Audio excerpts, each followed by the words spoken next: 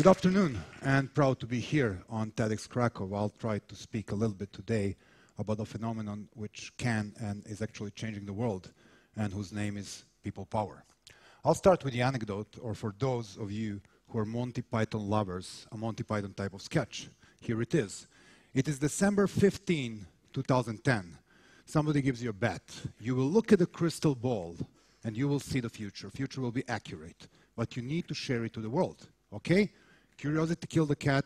You take the bet. You look at the crystal ball. 1 hour later, you're sitting in a building of the national TV, in a top show, and you tell the story. Before the end of 2011, Ben Ali and Mubarak and Gaddafi would be down and prosecuted. Saleh of Yemen and Assad of Syria would be either challenged or already on their knees. Osama bin Laden would be dead, and Ratko Mladic would be in Hague. You know, the anchor watches you with a strange gaze on his face.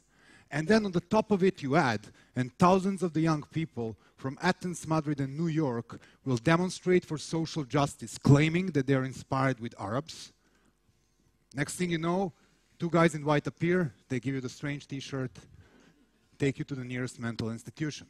So I would like to speak a little bit about the phenomenon which is behind what already seems to be the very bad year for bad guys. And this phenomenon is called people power.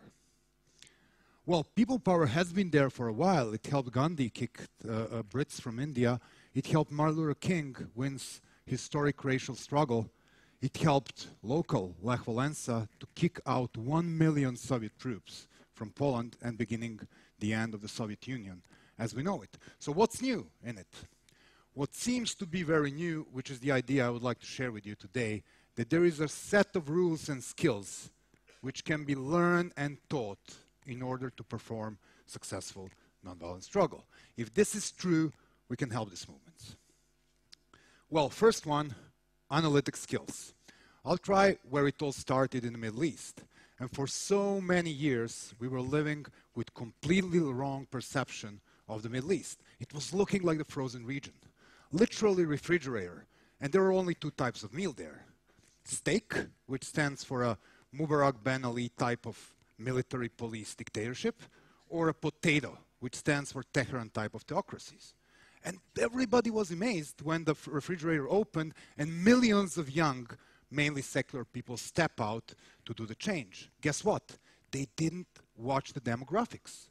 What is the average age of Egyptian? 24. How long Mubarak in power? 31. So this system just obsolete, they expired. And young people of our world have awakened one morning and understood that power lies in their hand. The rest is the year in front of us. And guess what? The same generation Epsilon, with their rules, with their tools, with their games, and with their language, which sounds a little bit strange to me. I'm 38 now. And can you look at the age of the people of the streets of Europe? Seems that generation Epsilon is coming.